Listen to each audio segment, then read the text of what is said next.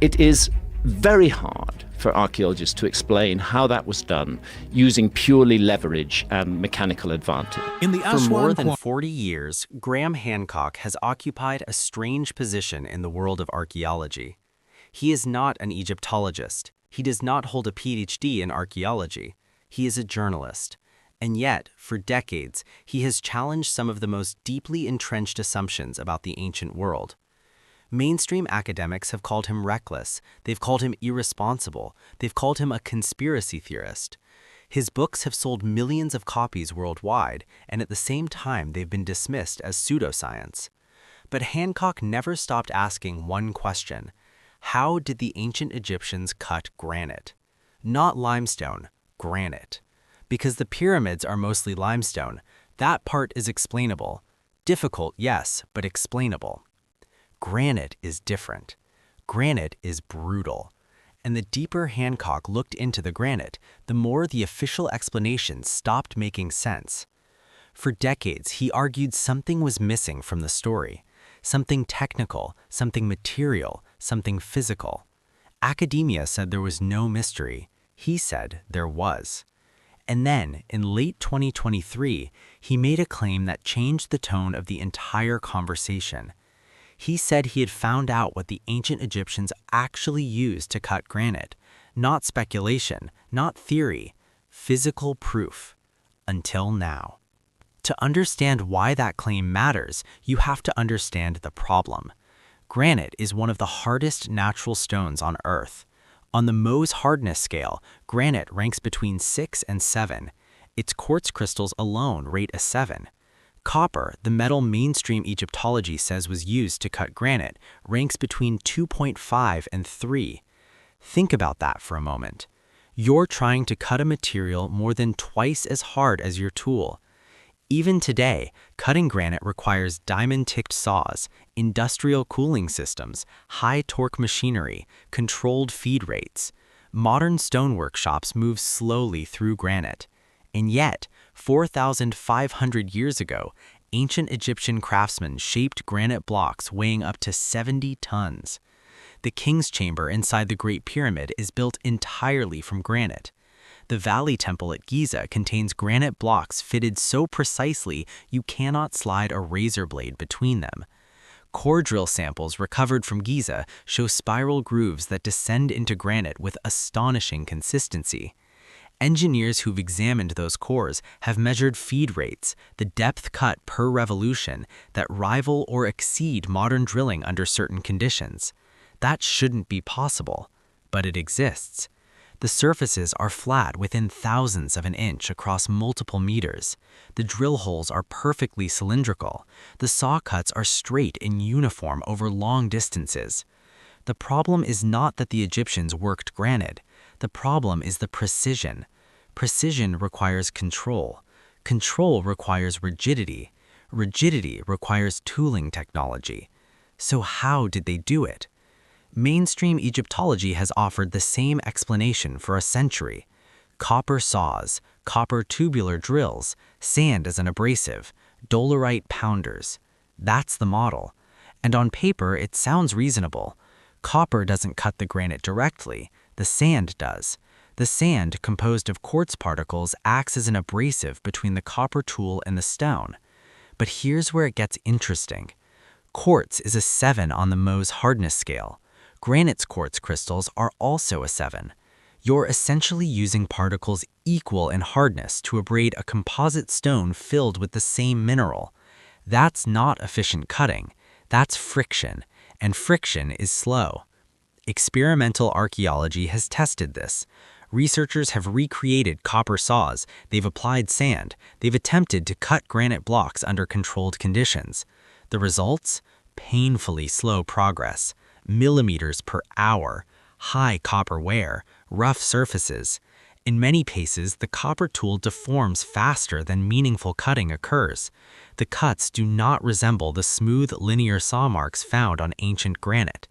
Dolerite pounders? They work, but shaping granite through repeated percussion takes hundreds of hours for even modest surfaces. Scaling that to the massive granite blocks in temples and pyramids would require staggering labor investment. Possible, maybe. Plausible at scale? That's where the doubt creeps in. Because it's not just about time, it's about consistency. The granite sarcophagi inside the Serapeum are not roughly shaped, they are geometrically precise. The internal corners are sharply defined, the surfaces are mirror flat in places. The tolerances suggest measurement systems and finishing techniques beyond crude pounding. For 40 years, Hancock said the conventional explanation felt incomplete. Not wrong necessarily, incomplete. He argued that if we actually examined the stone at a microscopic level, the granite itself might tell us what tool touched it. For decades, that suggestion was brushed aside, until he found someone willing to test it.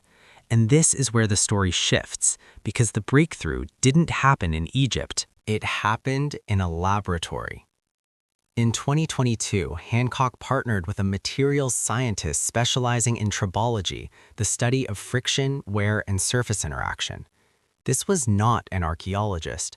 It was an engineer, someone who studies how materials behave when forced against each other under pressure. They obtained permission to examine samples and surfaces from ancient Egyptian granite artifacts using scanning electron microscopy, SEM, a technology capable of magnifying surfaces thousands of times beyond human vision. They used energy dispersive X-ray spectroscopy, a method that identifies elemental composition embedded within microscopic grooves. They weren't looking for mythology, they were looking for residues, embedded particles, hardness signatures. And what they found shocked them. Inside the microscopic striations of ancient granite cuts were traces of a mineral far harder than quartz. Not copper, not ordinary sand. Corundum, aluminum oxide. Mohs hardness, 9, second only to diamond. Modern industry uses synthetic aluminum oxide as an abrasive for grinding steel and cutting hardened materials. It's found in sandpaper, grinding wheels, industrial polishing compounds. But here's the question. Why was it inside ancient Egyptian granite cuts? Corundum does not naturally occur in significant quantities in the Nile Valley. It must be sourced, traded, processed, prepared and ground to specific particle sizes to function effectively as an abrasive slurry. This was not random contamination. The particles were embedded within the cut paths, consistent with active abrasion. If true, this changes everything. Because copper combined with corundum is no longer a weak system. It becomes viable. The copper doesn't need to be harder than granite. It only needs to hold and guide a harder abrasive. And corundum is dramatically harder. But finding traces is one thing. Proving functionality is another. So they tested it. And that's where the real shift happened. Finding microscopic traces of corundum inside ancient granite cuts was provocative, but it wasn't proof. Not yet. Because critics could argue contamination, modern residue, environmental intrusion, later restoration materials. The evidence needed to do more than exist. It needed to perform. So Hancock and the materials team moved to the only arena that could settle the debate: replication. If corundum-based slurry was the missing variable, then it should dramatically outperform the traditional copper and sand model under controlled conditions. No speculation, no narrative, just measurable data. 3 identical copper tools were manufactured based on Old Kingdom designs. 3 abrasive systems were prepared. First, Nile sand. Second, crushed quartz powder. Third, a controlled mixture of finely ground corundum blended with quartz. Each tool was applied to standardized granite blocks under equal pressure and controlled rotational speed. Same copper, same granite, same torque. Only one difference: the abrasive. The results were not subtle. Copper with sand cut granite at roughly 0.4 to 0.6 millimeters per hour. Progress was visible but slow. The copper edges deformed rapidly, surface finish was inconsistent. Copper with quartz powder improved slightly, approximately 0.8 millimeters per hour. Better, but still inefficient. Tool wear remained high. Then they introduced the corundum mixture, and everything changed. Cutting rates exceeded 3 millimeters per hour, in some trials closer to 3.5. That is more than 6 times faster than sand alone. But speed wasn't the most important variable. Surface quality was. The corundum slurry produced smooth, linear striations that closely resembled the microscopic patterns observed in ancient Egyptian granite. Even more compelling, tubular drilling experiments produced spiral grooves nearly identical to those found in ancient core samples recovered from Giza. Feed rates matched, groove spacing matched, surface compression signatures matched. One stonemason involved in the trials reportedly said, "When we switched to the corundum mixture, the copper stopped fighting the stone. It started guiding the cut. The resistance changed. The sound changed. It felt controllable." That word matters. Controllable. Because granite cutting isn't about brute force. It's about stability. The copper tool acts as a carrier. The abrasive does the work. And corundum at a hardness of 9 is more than capable of abrading quartz crystals embedded in granite. But here's where it gets even more interesting. Tool wear dropped significantly in corundum trials. Why? Because the copper wasn't grinding directly against granite anymore. It was holding and channeling a harder intermediary. This extends tool life, improves precision, reduces deformation, and that addresses one of the biggest flaws in the traditional explanation. The problem is not whether copper and sand can cut granite.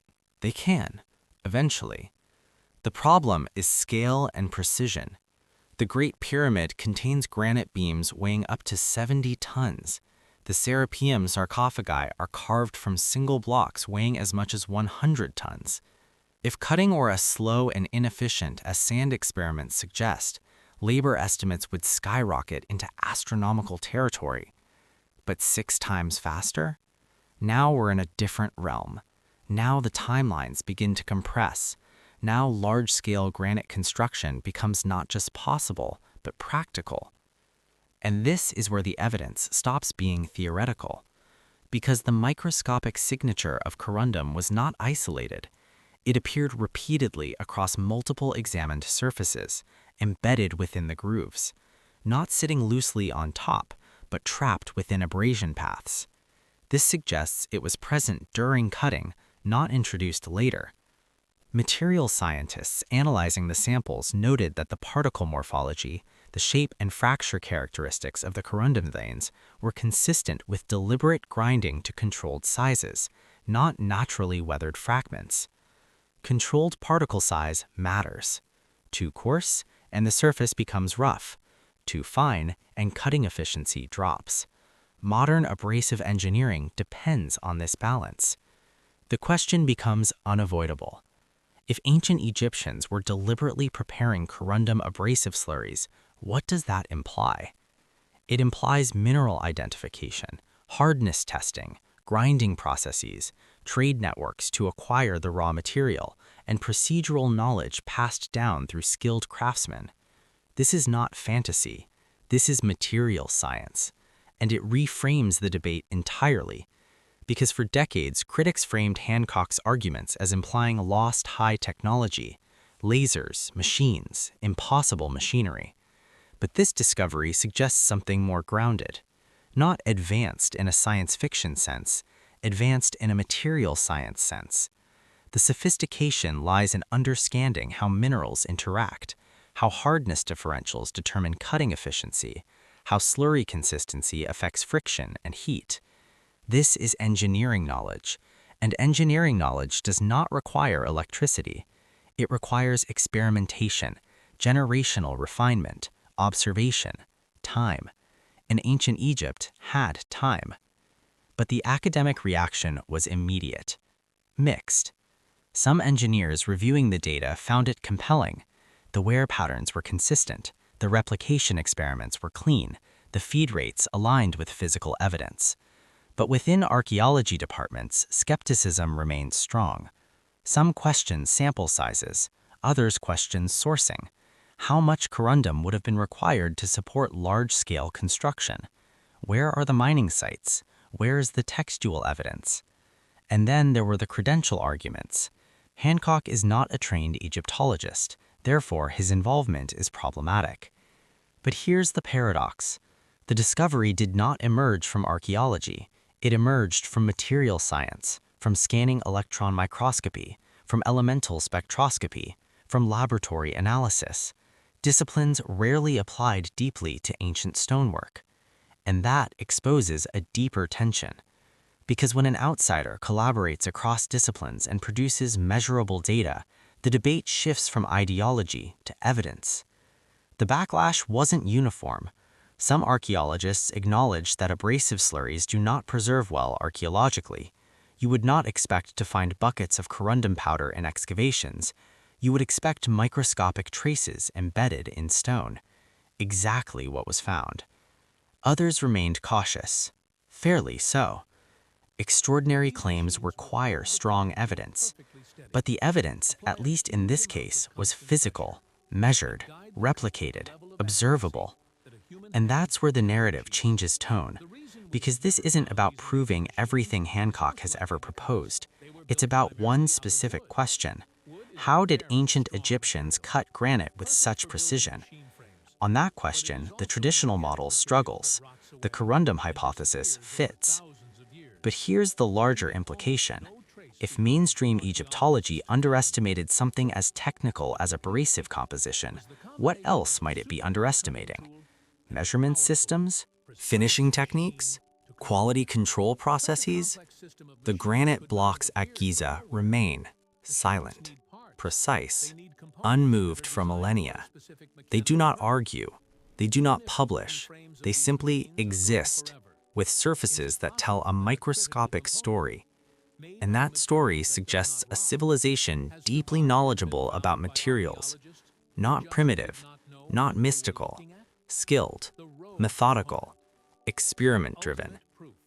At 74 years old, Hancock does not frame this as total vindication.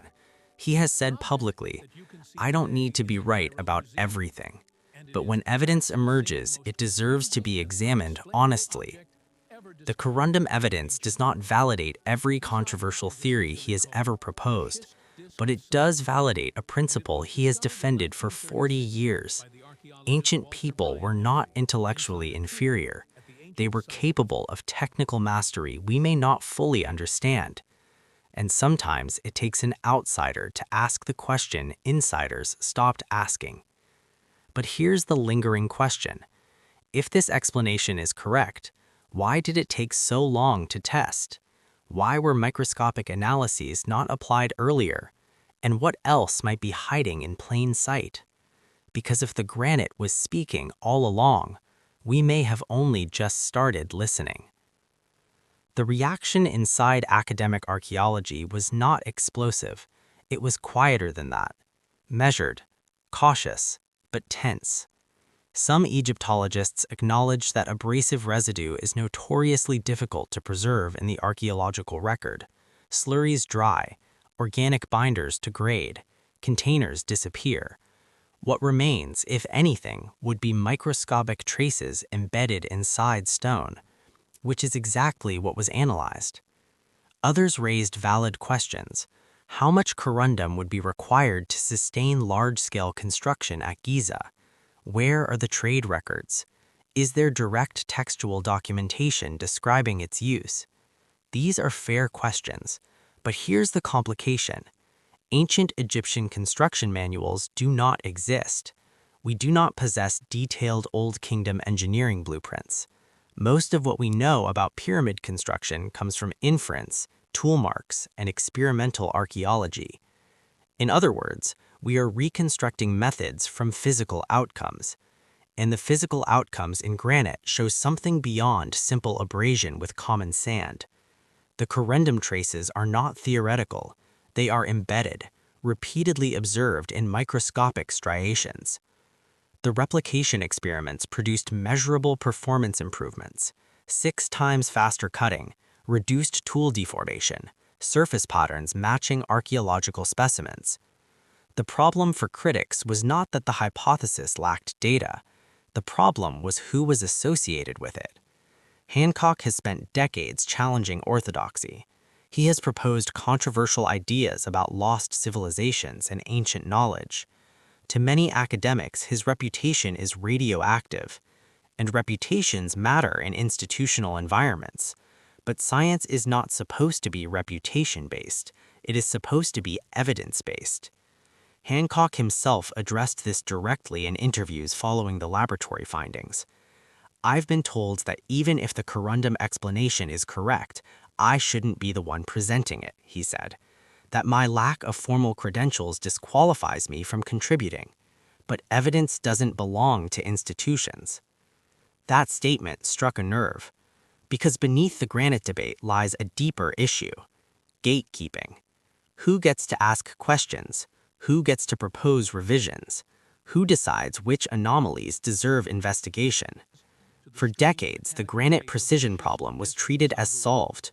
Copper, sand, labor, case closed. But the microscopic data suggests the case was never fully examined with modern analytical tools. Scanning electron microscopy is not new technology. Energy dispersive X-ray spectroscopy has been standard in material science for decades. Why were these tools not systematically applied to Egyptian granite earlier? That question is uncomfortable, not because it implies conspiracy, but because it implies oversight. And oversight is human. The bigger implication is not that archaeology is incompetent, it's that archaeology is specialized. Understanding how granite is cut is not purely an archaeological question. It's a materials engineering question. It's a tribology question. It's a mineralogy question. And interdisciplinary blind spots happen. Hancock's collaboration with materials scientists demonstrated something powerful. When you remove disciplinary boundaries, new answers can emerge. This does not mean every outsider is correct. Far from it. Most unconventional claims fail under scrutiny, but occasionally a persistent challenge exposes a genuine gap. And granite might be one of those gaps. Because once you accept that ancient Egyptians may have deliberately sourced and processed high-hardness abrasives, the entire technological picture shifts. Not dramatically, not magically, but subtly. They were not primitive laborers hammering stone blindly. They were craftsmen operating within an advanced empirical tradition, understanding mineral properties, experimenting with particle size, managing slurry consistency, controlling feed pressure. Those are not trivial skills. They require systematized knowledge, generational transmission, quality control. And that reframes ancient intelligence. We often measure technological advancement through electricity, steel, and digital systems, but material science does not begin in the modern era. It begins the first time someone realizes one stone cuts another more efficiently. It begins with observation, refinement, iteration. Ancient Egypt had centuries to iterate. The Old Kingdom alone spans roughly 500 years. That is 500 years of cumulative experimentation, 500 years of craftsmen improving technique, 500 years of trial, error, and refinement. When you view it through that lens, corundum slurry is not futuristic, it is logical. But here's the larger question. If this explanation holds, what else might we be misjudging? The precision of ancient measurement systems?